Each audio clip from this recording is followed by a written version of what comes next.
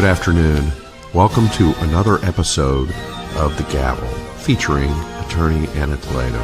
Ms. Toledo is the senior attorney and general counsel to Targeted Justice. She has a background in constitutional and environmental law and is an experienced litigator, including 2 cases at the U.S. Supreme Court. And here's Ms. Toledo.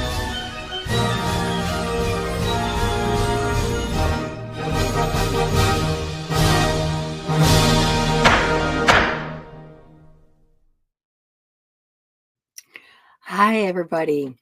Thank you for being here once again for your weekly recap of the legal news that are pertinent to our community that is comprised of victims of government weaponization. I like that new term, victims of government weaponization. Let's leave a lot behind the targeted individual term that the criminals like to associate with deranged and delusional people. And let's call ourselves what we are, victims of government weaponization.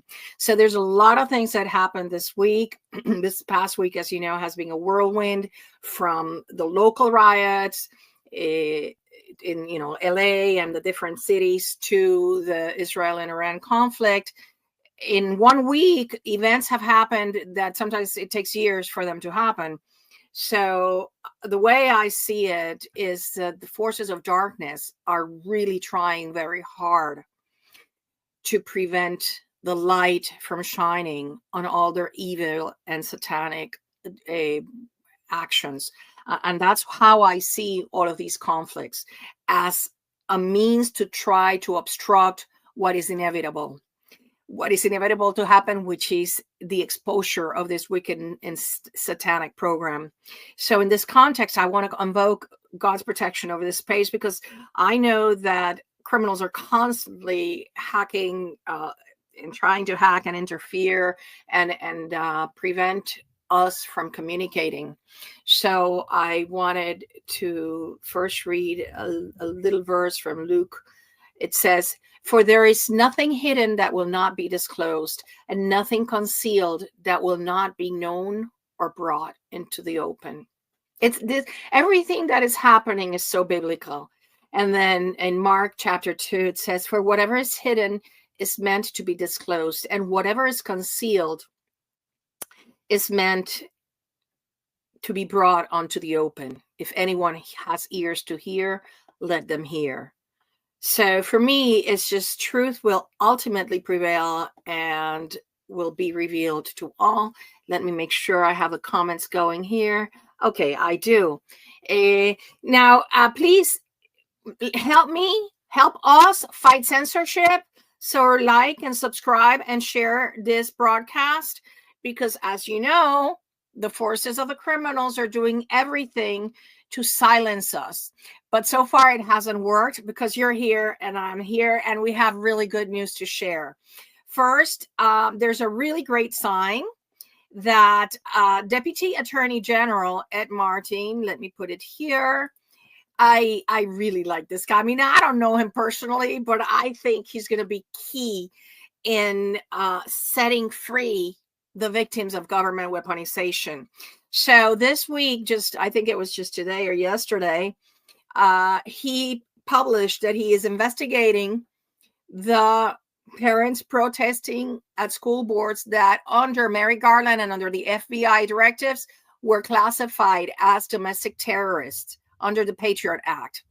And he published again the October 2021 memo by Garland that invited the FBI to classify as a domestic terrorist anybody that went to schools to protest because they were teaching pornography or gender dysphoria, gender affirming care to their kids. Well, parents across the nation were targeted following this memo, this letter sent by the National School Board Association to Merrick Garland and Joe Biden. Garland responded with the now infamous October 4th memo, devoting federal resources under the Patriot Act and a terrorist threat tag to pursue concerned parents as so-called domestic terrorists. I just have to insert myself here and say, as a parent, it would be reckless negligence not to go to the school board and protest that these teachers were teaching this garbage to your children at such an early age. I'm sorry. Everything has a time, and it's not for, kindergarten and elementary school children. So the interim staff report of the House Committee on the Judiciary and Select Subcommittee in 2023 informed to the public that the Biden administration's use of federal law enforcement and counterterrorism resources against parents voicing concerns about controversial curricula and education-related policies at local school board meetings. The investigation has just begun. And this is very important for you digital warriors out there. Number one, to follow Eagle Ed Martin on X. Number two, to very kindly let him know it was not just the parents that were protesting in school boards that were targeted by the Biden administration and prior administrations and illegally classified as domestic terrorists. I am absolutely certain that this patriot, this man, is going to do the right thing, and he might be the key. He might be one of the keys to the liberation of the victims of government weaponization. So please follow him and get that going. That is very, very encouraging, and I hope that I can transmit to you how happy I feel about this, because the light is starting to shine on the darkness. Now, the second the second piece of news I want to run by you is the fact that we have to make this go viral. Okay, Dr. Hoffer, Michael Hoffer, an honorable and brilliant man that works at the University of Miami and was a doctor that diagnosed he had the important 2018 paper on the diagnostic criteria for Havana syndrome based on the 25 undisputed patients of the Havana cohort. This was published by Dr. Len Baer. He did a Substack on this. He diagnosed multiple civilians based on these criteria, including Dr. Baer. But around 2023, Dr. Baer started receiving reports from patients who have been declined appointments based on their employment criteria. As many of you know, the Havana Act of 2021 only covers federal employees. So if you're not a government employee, you will be denied an appointment with Dr. Hoffer. I think this is so illegal, particularly because University of Miami is a government it's a government enterprise agency practically. So they cannot discriminate. They cannot discriminate just because you're not a federal employee. But it's just going to take somebody to file that lawsuit, right? And so what I see here is that the criminals, all of us, if you have been targeted for a while, I'm not a doctor and I defer to Dr. Baer, who is the expert on the matter, but I'm sure I have Havana syndrome, and there are thousands of us that do too, even though they have not been diagnosed as such. I haven't been diagnosed as such.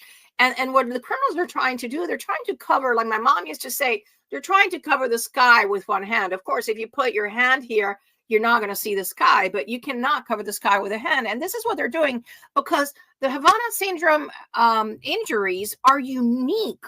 And the National Academies of Science have explained that, and Dr. Hoffer's too.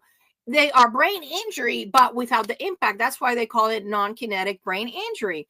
So it's not like they can cover up this, because as soon as people, particularly those in handling code 4 that don't even know that they're targeted, but they are being slightly microwaved, when they start going to get their CT scan or whatever, they're going to start seeing there's a problem here. And so they cannot, this is like a huge monster that can no longer be hidden. So my plea to you is the following. There is a House Intelligence Committee that is studying Havana syndrome. Get in there, see who they are. I will write about it to facilitate it for you. But there's two things that we need. We need them to subpoena Dr. Hoffer, because he will tell the truth if he's subpoenaed by Congress. And they have to specifically point blank ask him, how many civilians have you diagnosed with Havana syndrome? And number two, and most importantly, who is pressuring you to not accept civilian patients? who of course we know who the criminals are, and it's illegal. They cannot be doing that. So I'm going to urge you all to write to the members of the House and even the Senate Intelligence Committee and investigate, get to the bottom of it, who is trying to suppress the truth. So now the next one, this is my favorite, and I wanted to spend, it's going to be a little long. Be patient with me, okay? Because this is really amazing news. This is something that was obviously not covered by mainstream media. And I only found out about it because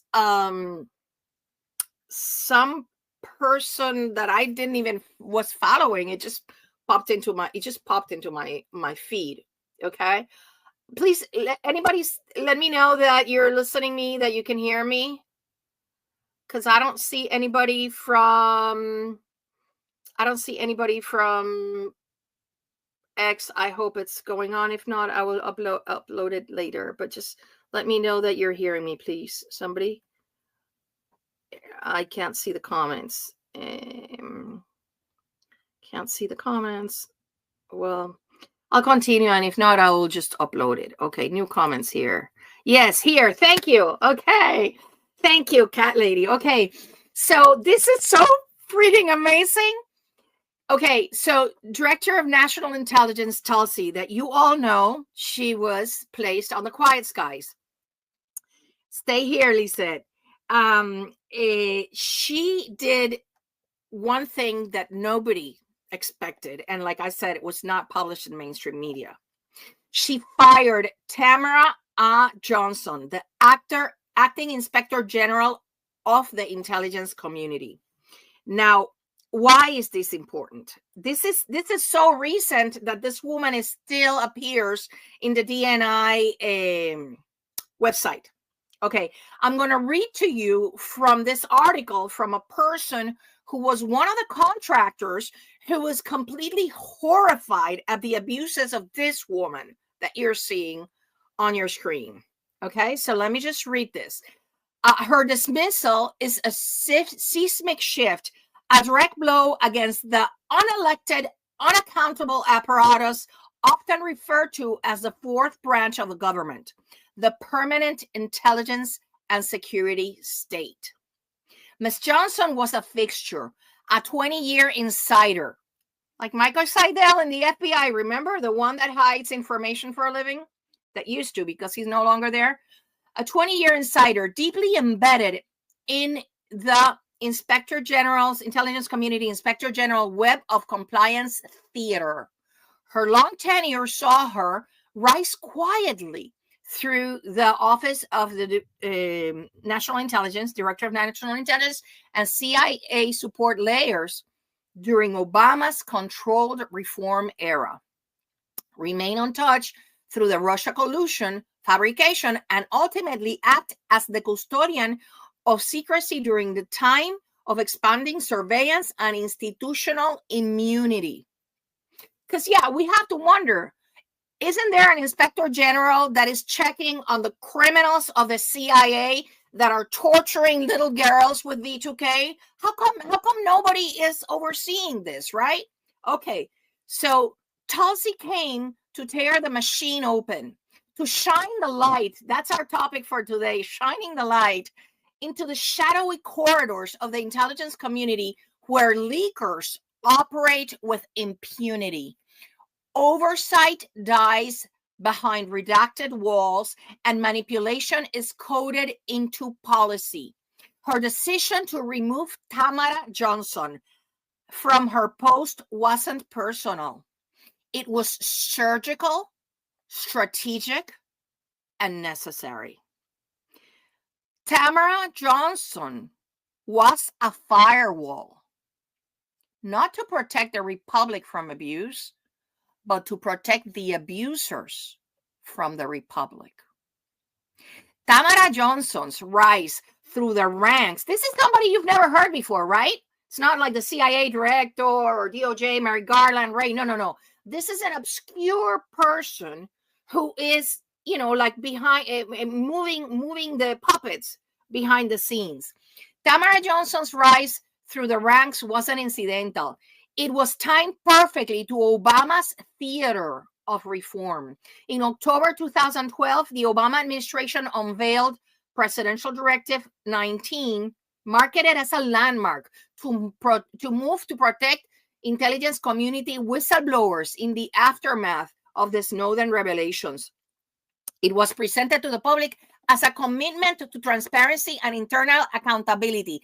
But behind the curtain, Obama's team was engaged in the most aggressive crackdown on dissent the intelligence community had ever seen. While touting whistleblower protections, the administration prosecuted more leakers under the Espionage Act than all previous presidents combined.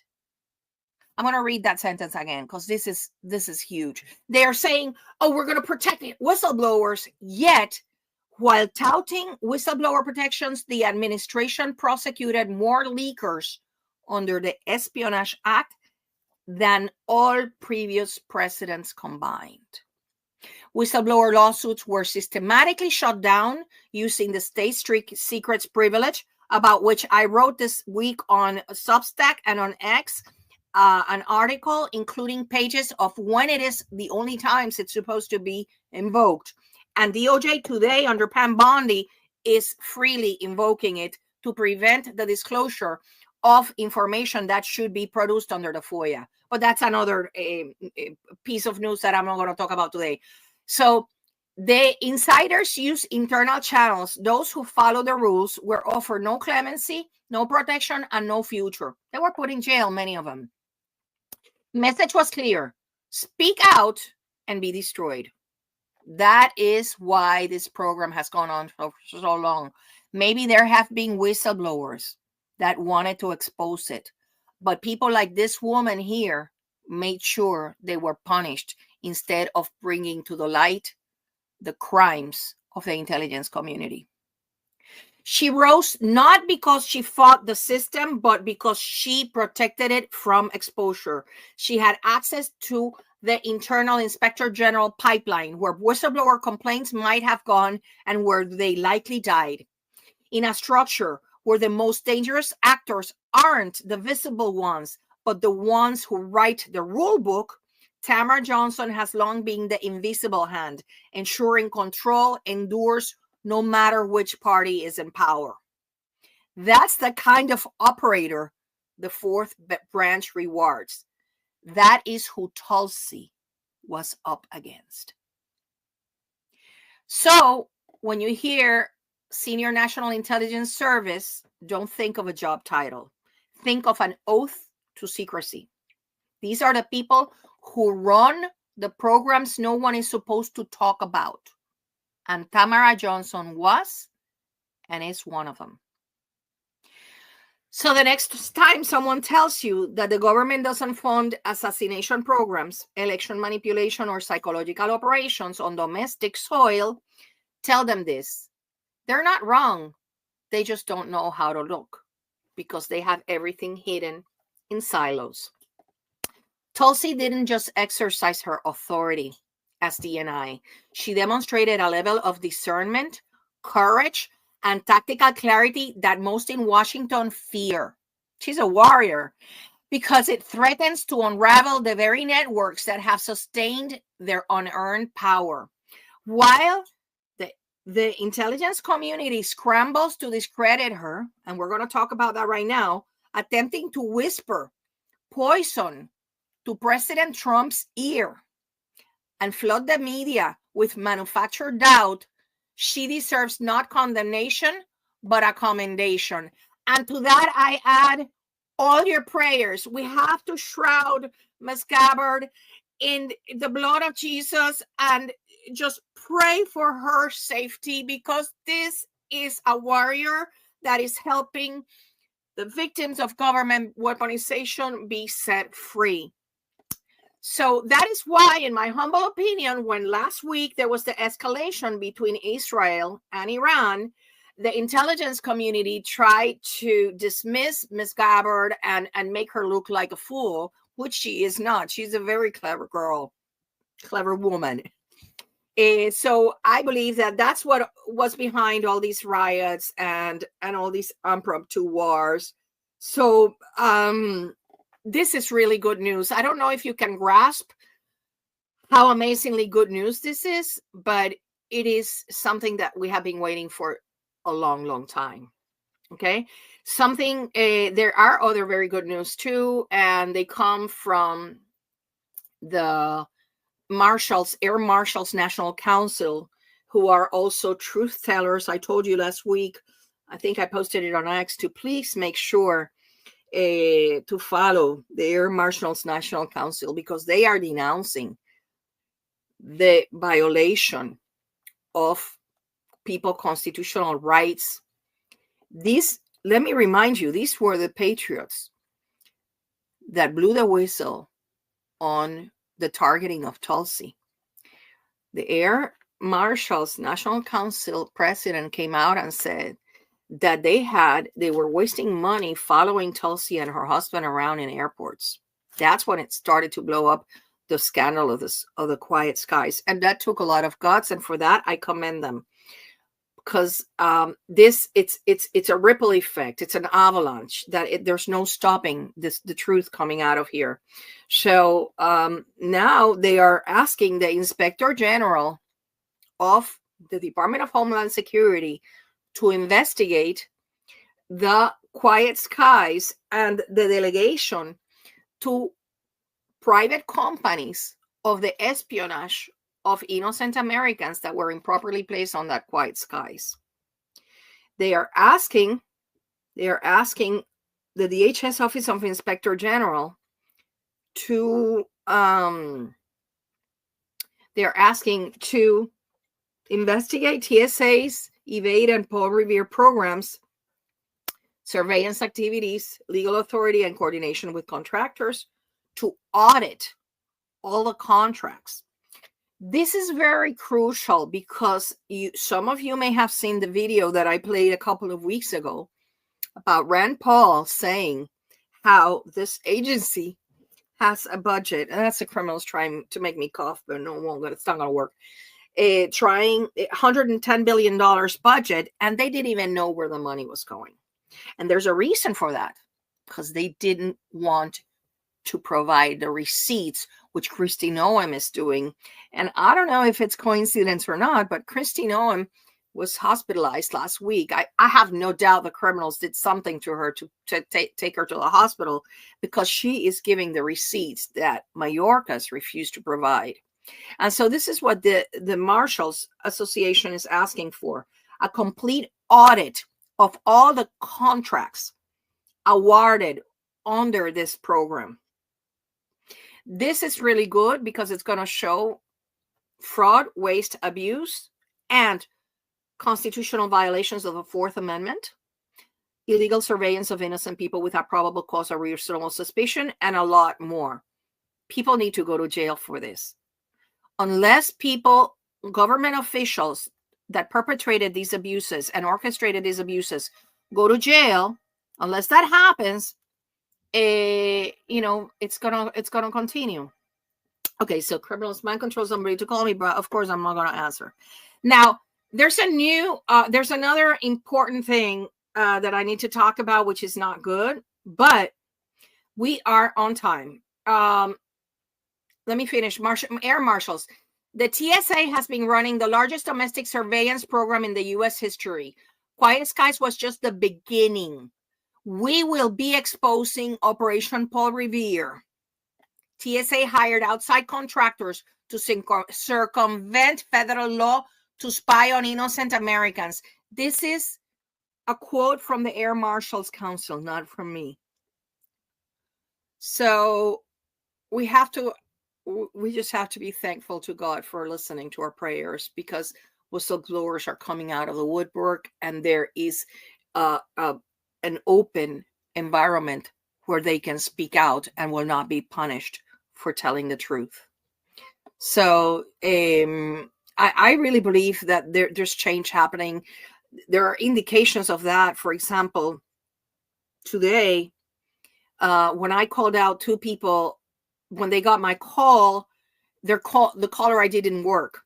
So my number showed up, but not the caller ID. And I mean, and that this means that the criminals are, obviously my phone is constantly listened to illegally because they don't have a probable cause to get an Article 3 court order to do any surveillance on me, but they still do it with their illegal FISA little fake warrants.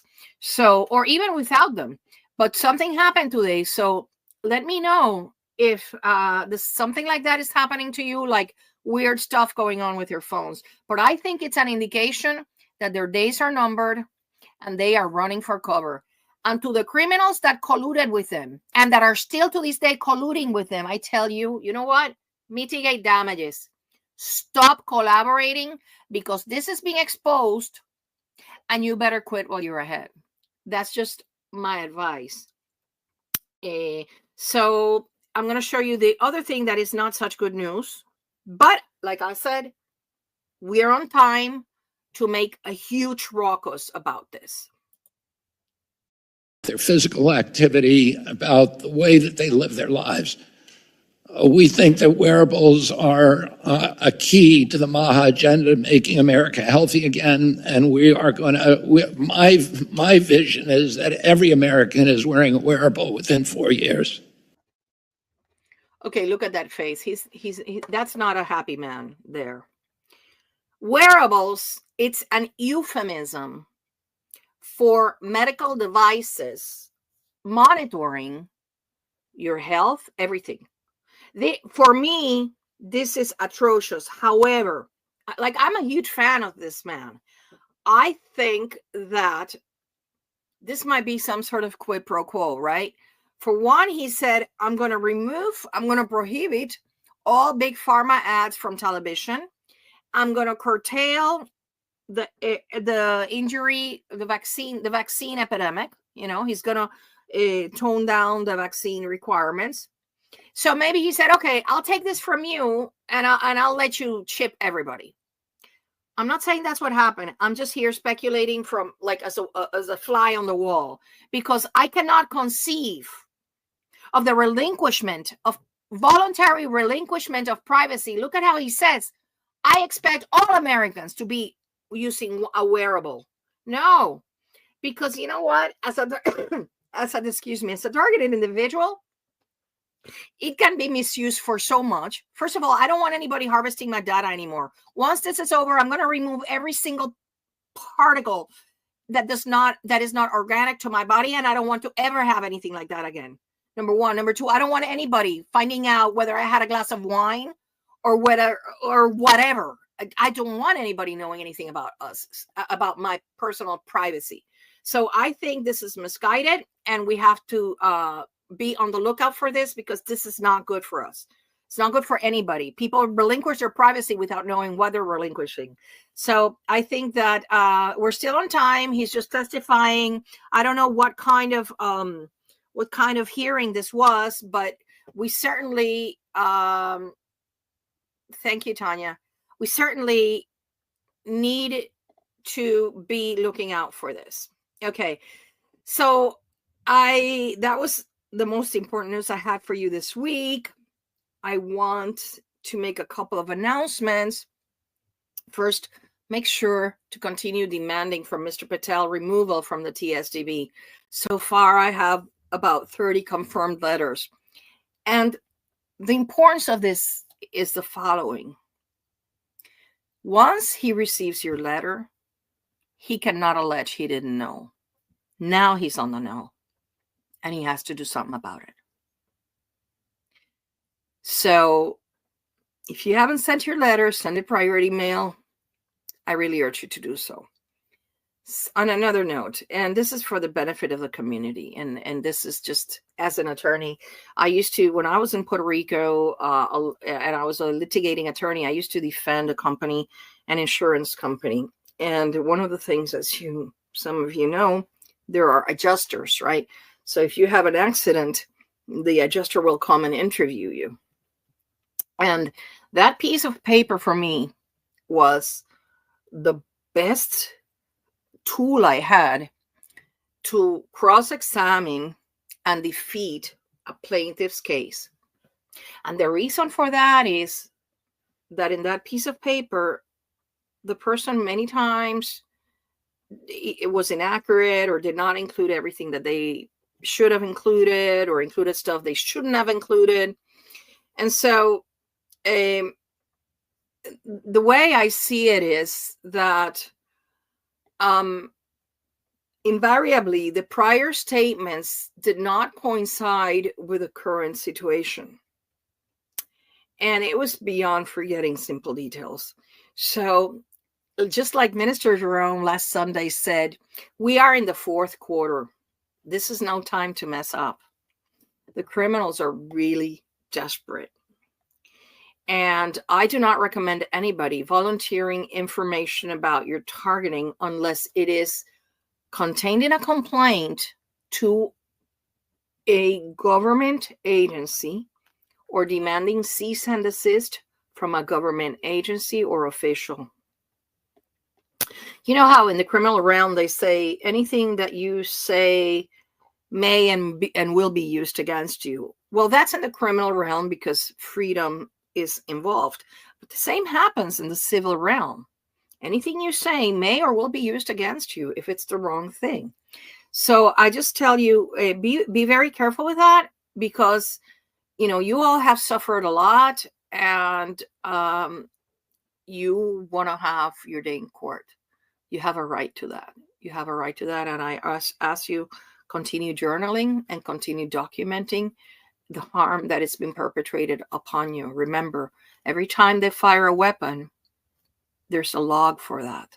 And so you should have good journaling that will help you in due time.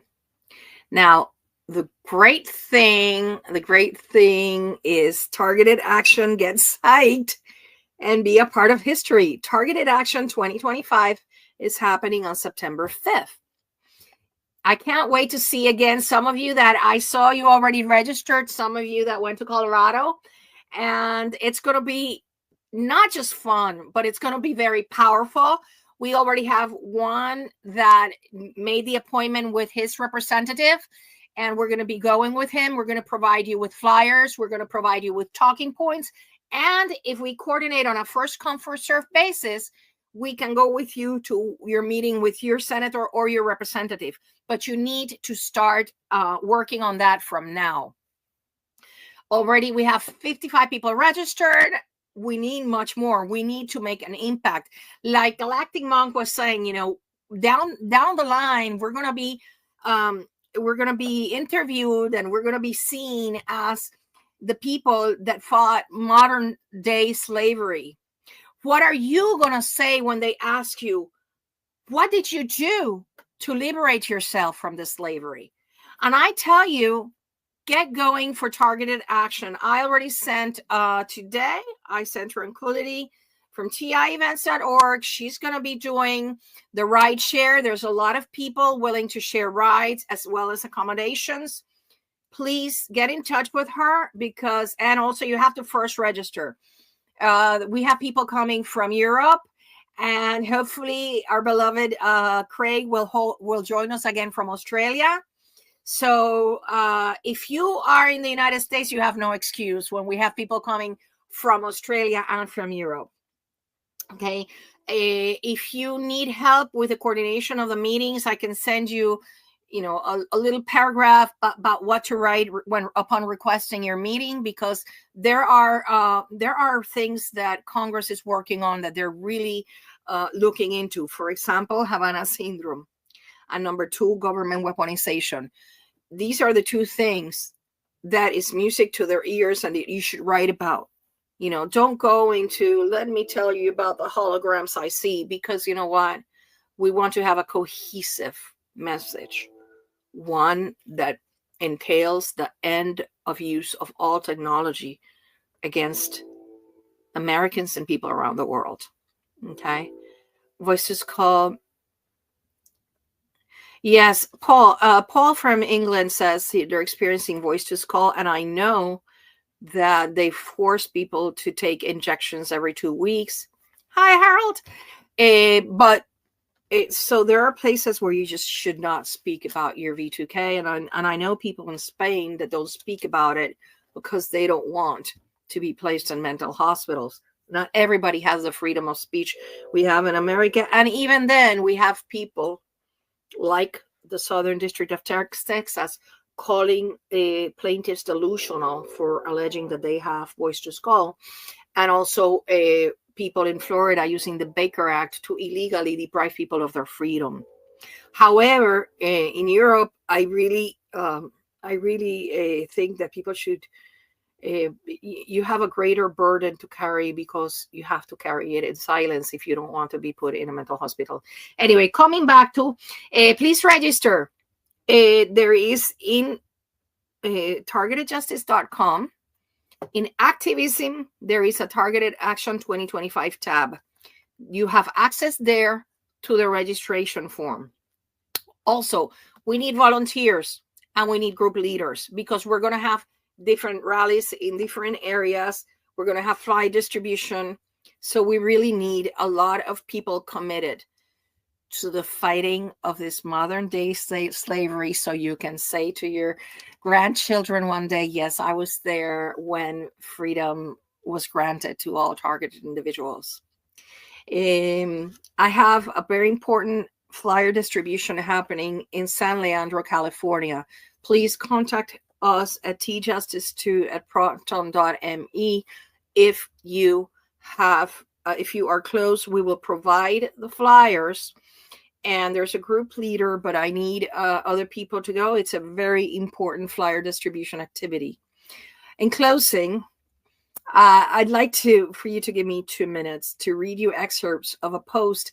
You know how everything happens for a good reason, even bad things. But this wasn't as a good thing. I saw it this morning from Mindful Maiden, and I'm certain that many of you will relate to it as much as I did. So right now, you're sitting in the darkest part of your story. Everything feels impossible. The walls are closing in. The weight on your chest won't lift. But this isn't your ending. This is your turning point. Here's what you need to remember. You're closer than you think. Breakthrough often happens right after breakdown. Success often comes right after the moment you want to quit. The darkest hour is just before dawn. Your dawn might be one decision away. The struggle is building something in you. Strength isn't built in comfort. Character isn't forged in ease. Resilience isn't learned from success. And to that, I have to add, and courage is not learned unless you feel the fear and decide to do it. The pain is creating the person you need to be for the next level. You have everything you need to take the next step, not to fix everything, not to see the whole path, just to take one more step. That's all you need right now. One step, then another. Your story matters. Someone needs to see you overcome this. Someone needs your testimony. Someone needs proof that it's possible. Your comeback will inspire someone else's breakthrough. You've survived 100% of your worst days. Look at your track record. Every time you thought you couldn't go on, you did. You're here.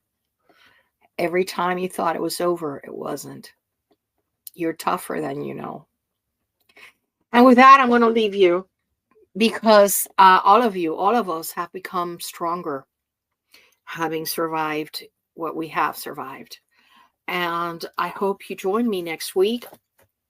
I'm going to be obviously looking every single day for the good news to relay to you on this legal realm that we are navigating, because I know it's not easy for everybody to understand the legal things happening, but that's what I'm here for, to give you the hope that legally things are happening and to not give up. Thank you so much, and I'll be seeing you next week.